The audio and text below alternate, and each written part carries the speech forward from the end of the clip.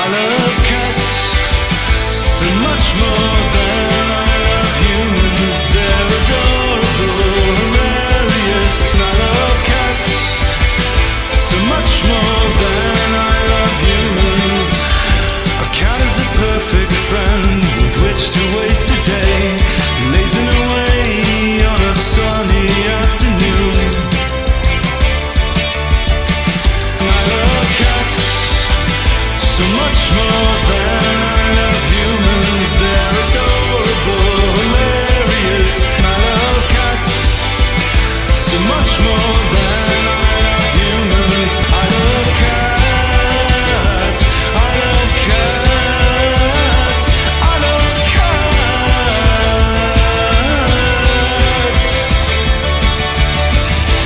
They might keep you up all night,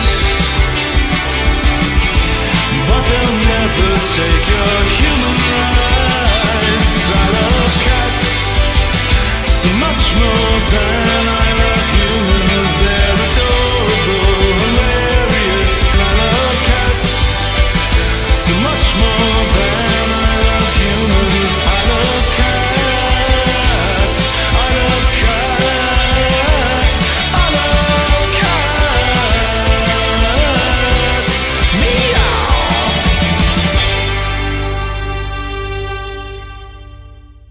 You can see me preparing the carrier. I did this the night before I was taking Henry to meet his fate. It's a good thing I did too, because the morning was chaotically busy. I had to take Henry to get neutered. I felt it bad at first because he was happy. I didn't want to cause him pain. However, I found out that I actually did him quite the favour in the end. He had cryptorchidism, undescended bollocks. One of his fluffs was stuck up in his abdomen. This can lead to several issues.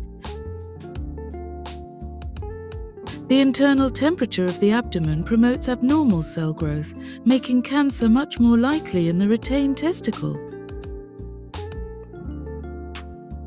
The retained testicle can twist, cutting off its own blood supply.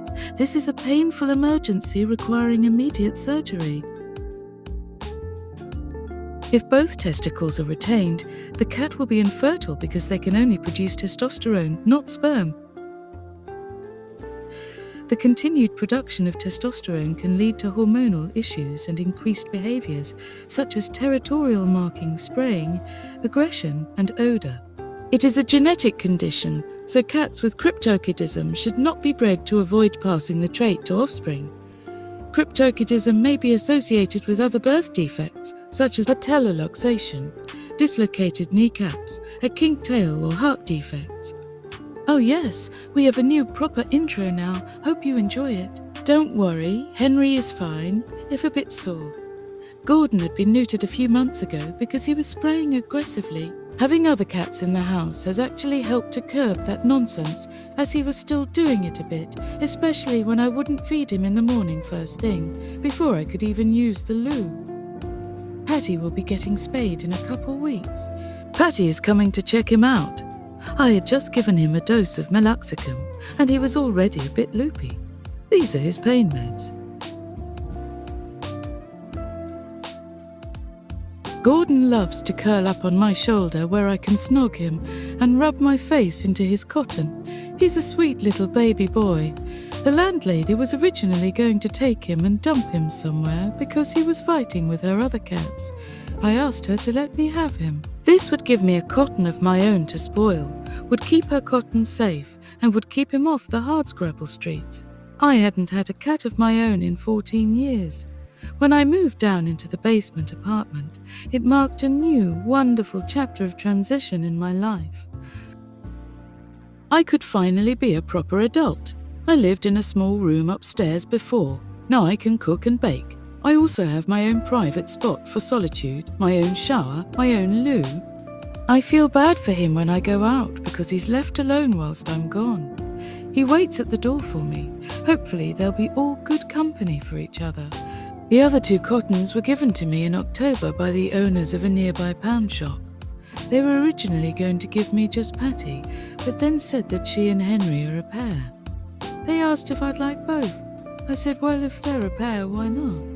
Look how adorable Gordon is here. He enjoys relaxing as we watch Thomas the Tank Engine together. They love their trains. Hopefully, once Henry and Pattie are healed, they will get on better with Gordon, and all three can hang out together. I'd originally intended them to be company for him.